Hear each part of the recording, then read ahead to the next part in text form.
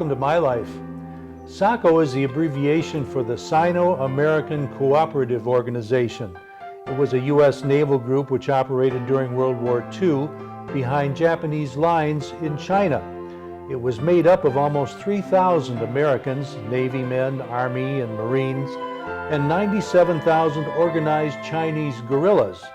Not only that, but 20,000 individualists, whom they say included rival pirate groups, as well as lone wolf saboteurs. It was aided by the Chinese government. SACO supplied the fleet with regular weather reports from many occupied areas in the Far East. By the end of 1942, the group successfully rescued 76 downed aviators. 71,000 Japanese were killed as a result of actions by and information from SACO, and the American casualty rate was noteworthy. 3 were captured and only 5 were killed. We're pleased to have a member of that elite organization on our program today, Mr. Richard Terpstra, an Oxford resident. Thank you for having us over, Mr. Terpstra. We appreciate that. I appreciate being with you. What was it like being a member of an organization like that? I can truthfully say it reminded me of being with family. We got to know each other over the years, the people, and it was a group that looked out for each other, and we always tried to look out for each other and do things together, and SACO became a familiar name in our family, and I always look forward to our reunions with these people, and it was a great group of people. The Chinese were so wonderful, especially the people from Taiwan and those areas. It was wonderful. It was great. It kind of sounded like, as I was looking at their website, that you each kind of had one of the Chinese people or a group of Chinese people looking out for your back while you were over there. Is that the way it was? Yes, that is correct. When we would go in the field for assignments, they would give us assignments to maybe want to take out some river boats or do something to conflict with the Japanese. We always had Chinese people with us.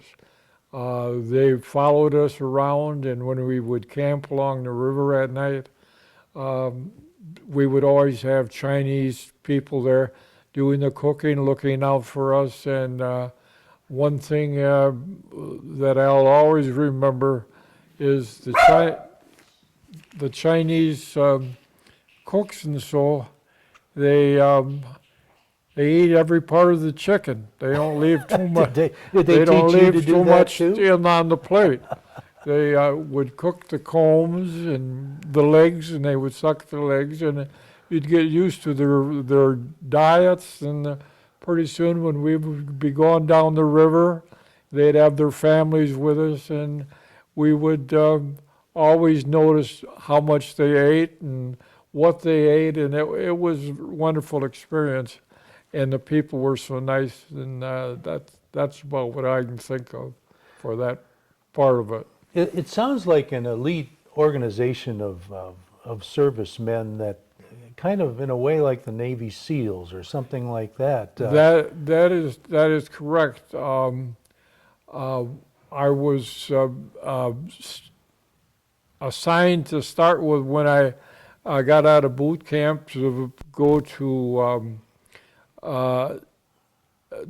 the Navy and practice landing vehicle personnel on the shores. We were getting ready to invade Germany. And during that time, I had a friend, and he told me, he said, "Terp, you know, we ought to get out of there, that someplace." He says, "We're going to be mincemeat." And we laughed about it and so forth. And the next thing you know, they made an announcement that they were looking for overseas hazardous duty personnel, and they're looking for volunteers. And you had to be between the ages of 20 and 30 to volunteer for this group. It's called SACO. And so, Did you, at that point, did you have the faintest notion of what they were going to do? no, in fact, the name SACO was kind of vague at that time. And so this happened in Little Creek, Virginia. And they advertised for that, and they said, come on in. And so this friend of mine and I went up to where they made the announcement, and they said to him, my friend, why do you want to die? And he said, well, my time is up, my time is up. And so that's the way I look at it. And so he turned to me and he said, what are you doing here? You're not 30 years old yet. And I said, well, did you see that fellow you just talked to? I kicked the hell out of him in a bar last night. He said, you did? Bam, you're approved. In fact, That's how I got approved for SACO. They sent me to Fort Pierce, Florida for underwater demolition training with the SEALs and everything. We had about 200 people were going through the demolition training there. And that's how I got into SACO. How old were you at the time? I was, I think it was 18. So you were a teenager. Yes, I was a little younger, but I was looking forward to it. And from that point on, I also took underwater demolition training, and we trained out of Fort Pierce, and we'd have long hikes and we'd blow up stuff and for practice. And then eventually they made the announcement that we were all headed for the Far East, and we had to go to California. And quite a few of the guys were from California. We boarded a troop ship and we headed north. We stopped at Australia, and from there we went up to Shanghai in China. Would this have been right after Pearl Harbor? Yes, yes. This was, I would say it would be maybe 2-3 months after Pearl Harbor. So it was something right like after that, the war in that began area, with yes. Japan. And so once we got to India and Shanghai, then they prepared us to get ready to fly over the hump and go into China and start our operations. Our SACO groups were into China, and we flew over the hump, and that's how I got into China. Was it what you expected? Yes, I guess they talked to us long enough that we were expecting something like this, but once we got into China, they broke us up and we went with a group out of Fuzhou, China. And that's where we had most of our operations were out of during that time. Okay, we want to hear more about that. We got to take a break Okay. right now, but we'll be right back Okay. with more from Dick Terpstra.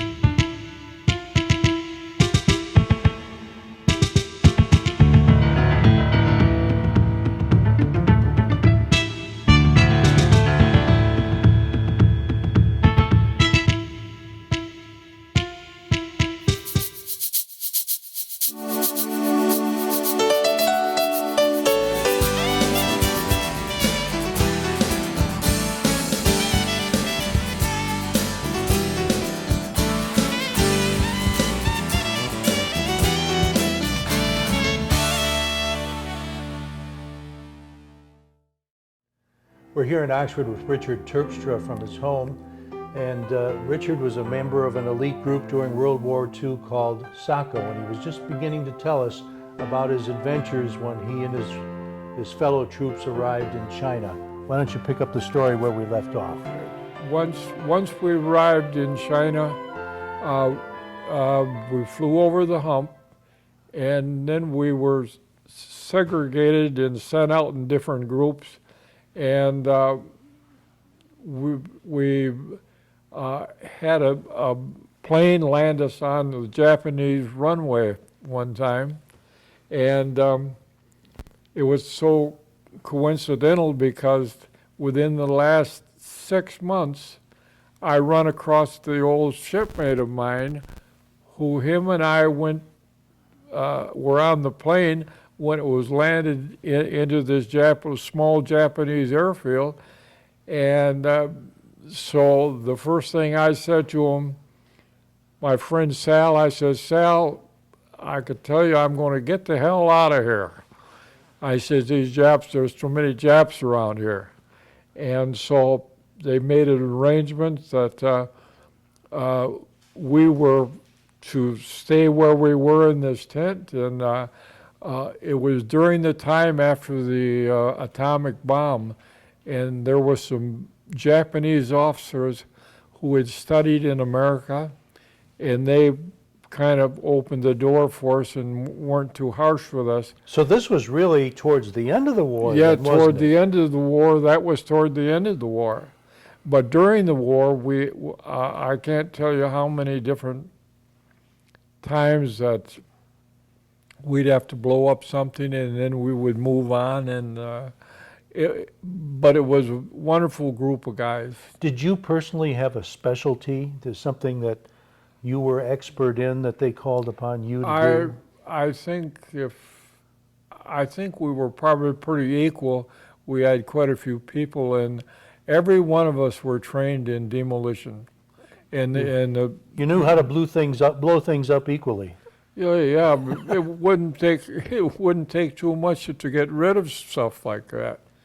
And so all I can say is that things went along fine, and then after the atomic bomb was dropped, things seemed to be easing up, and they kept moving us around, and eventually they took a group of us and sent us to Shanghai for shore patrol duty because they were having a lot of things stolen up there and ships were coming in, and so I wound up in shore patrol in Shanghai. It was quite an event because they had so many things going on, and all I can say is that the government did a great job, and we had Chiang Kai-shek, and we had a lot of the Chinese generals. Even today, we still talk about it, and I'm very fortunate to be with the right kind of people that took care of you. We left no people behind, and that's about it. We were told that we got rid of quite a few Japanese people, and who we were fighting with, and when they go up the river, if a job needed to be done, we took care of it, and then we'd move on. Mm. Do you have any vivid memories of your period of time on shore patrol there? Do what? Do you have any vivid memories of some of your time on shore patrol duty over there? Yeah, Anything that sticks in your mind? Shore patrol duty was after the war was run down. They sent us to Shanghai, and we lost 3 or 4 people in our group because the Chinese were stealing a lot of the vehicles, and when we would stop them, they'd all jump out and with their guns, and we almost lost 2 or 3 people because of the shooting just by stopping people. Yeah. And but we stayed at the Shanghai American School, and I played football out there. We had a lot of things going on, but at that time, the war was over and people were coming into Shanghai, all different. The army was in, the WACs came in, and you name it, the people were in there. And so It kind of sounds like life was a little better for you then than it was a Yeah, little bit earlier. that's right. It was hard to start with, but I've always been a type of person that I didn't like to back down from anything, and I was never afraid of anything. I parachuted, I did stuff like that, you know. Now, when you first went to China, did you live in homes? Did they have barracks? Did they have a base? When I first went into China, they had like I would say it would be like a house, couple houses put together, you know, and the buildings would be pretty good, but it always would hold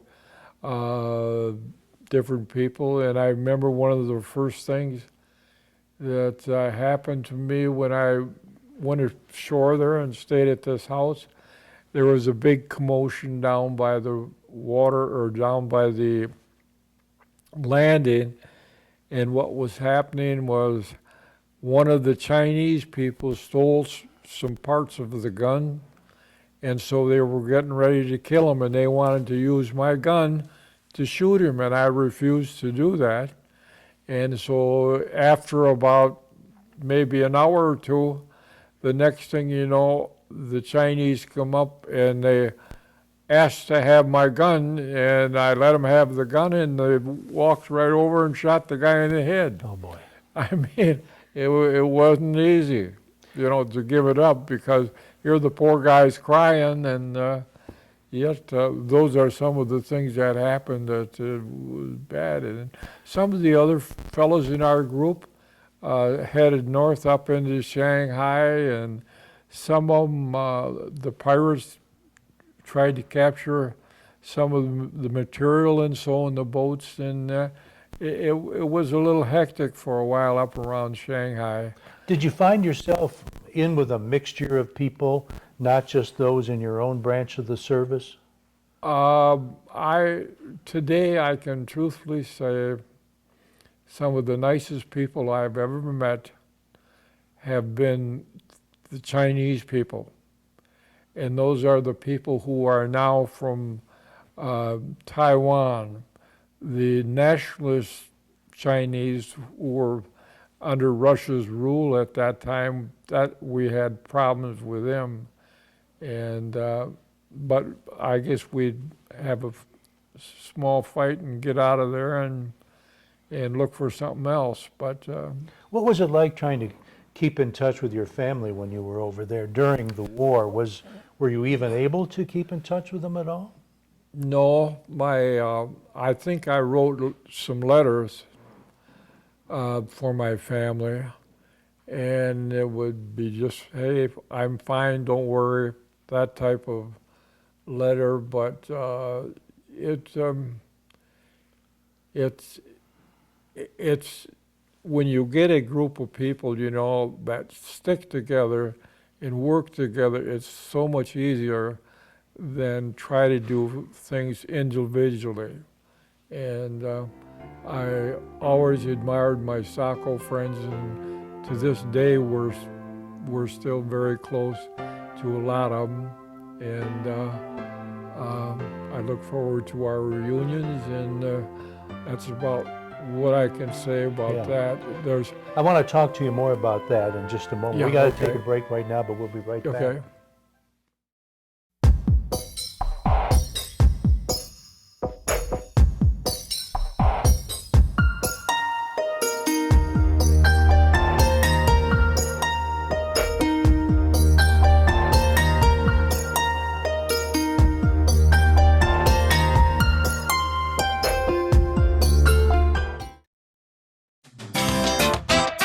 Hi everybody, I'm Terry Stiles. Hi everybody, I'm Bill Service, and I'm the producer of Our Community Access. Terry and I started our show 8 years ago to bring our community into your living rooms. Our Community Access is a show born from the rich diversity of our community, and we want to brag about it and the people creating that diversity. Over the years, we've been from fox hunts to beekeeping and right in your own backyard. We welcome new businesses, chamber fashion, senior hobbies, class reunions, and much, much more. We've covered all our celebrations from Leonard Strawberry Festival to our premier Lone Ranger Parade. But there's still more avenues that we plan on going on. So watch our community access at 9:30 and 5:30 every day, and you have a great, great week. Back with Richard Terpstra on My Life. Richard, you were a member of an elite group of servicemen called SACO during the Second World War, and you were just about to tell us about some of your reunions that you've had through the years. You guys have stuck together quite a while, haven't you? That's right. We've, I think we've had maybe about 10 reunions in different cities throughout the United States. And last year we had a reunion right here in Detroit, and we had great attendance. We had a lot of the good old boys come up, and during the course of time, you lose touch with a lot of people, but when the reunion, it would bring us back together, and the Chinese government would send over some of their top brass. All these people were around, and they always go out of their way to give us gifts. We had people run the SACO program for quite a while, and all out of California, and it was just like going home to all your old friends. Just out of curiosity, Yes. how many folks showed up for the last reunion? Well, this last reunion we had, I think there was probably about 70 or 80. Pretty good number. Yeah, Yeah. and they did a great job. And the people, the Chinese people, I just admire, and they're so kind and good. The people that have been to us, they go out of their way to help us with things, and I just think the world of them. And so if there was anything better I could say about them, I don't know what it is.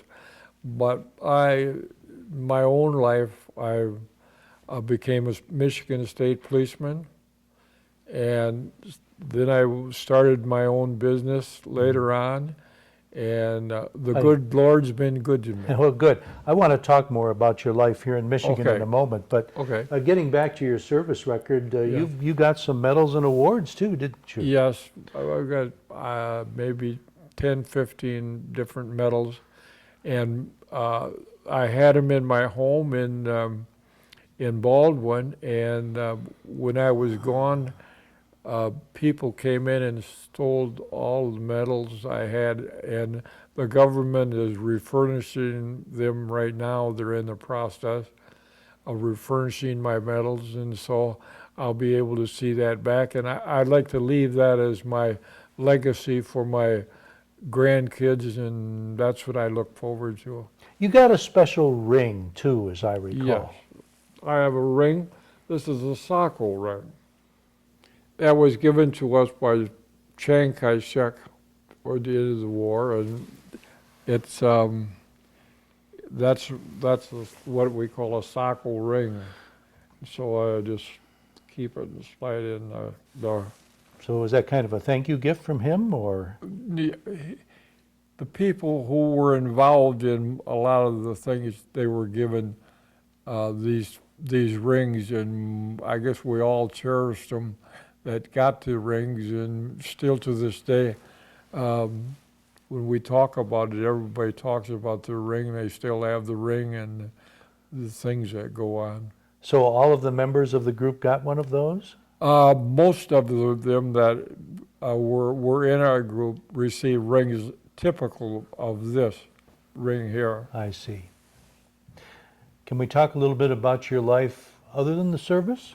What's that? I say, can we talk a little bit about your life other than the service? Sure. Let's talk, first of all, you're from the Grand Rapids area, aren't you? That is correct. Where were you born? I was born in a little town outside Grand Rapids. It's called Walker Station. Walker Station. Walker Station. Population? Probably 50 people. You know, very What? small town. My mother and father were Dutch ancestry, and we belonged to the Dutch church there in Walker Station. And I graduated from there. Were they from the Netherlands themselves? My grandma and grandpa were from the Netherlands.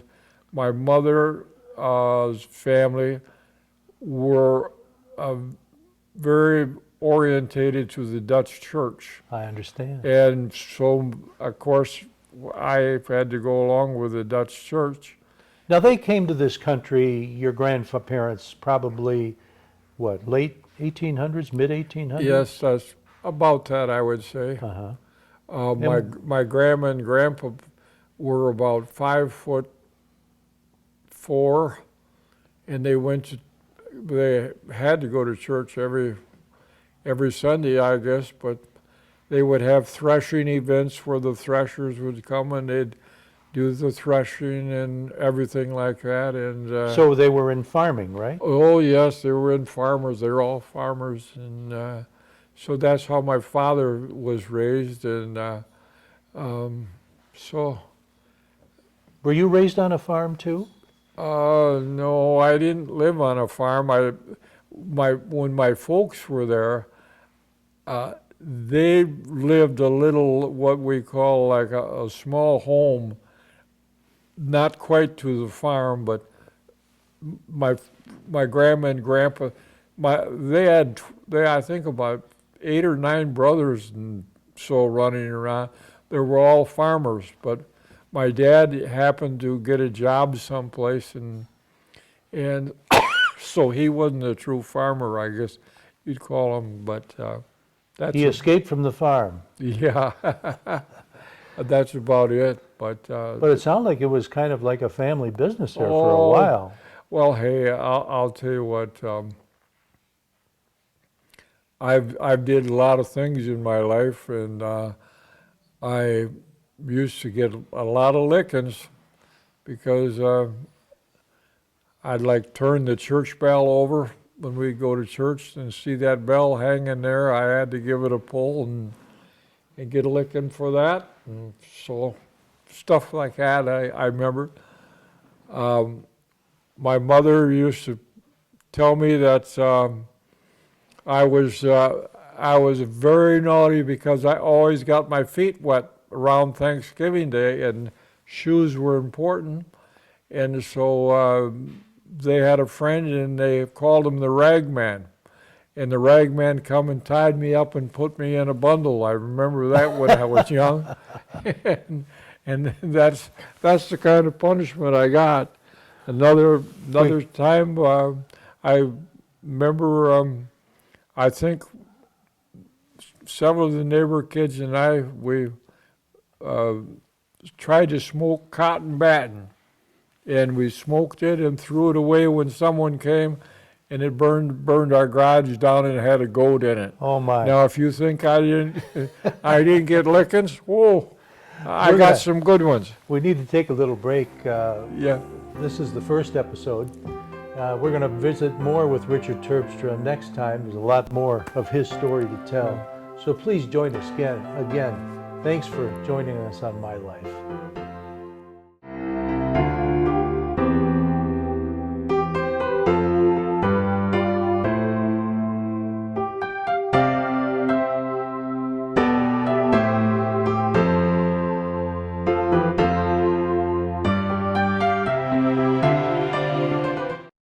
Hi everyone, don't forget you can purchase DVDs of your favorite shows from OCTV, whether it's Minutes by Minute, Our Community Access, or Connie's Kitchen. Just call the station. Our number is 248-628-9658. And enjoy watching all of our shows on OCTV.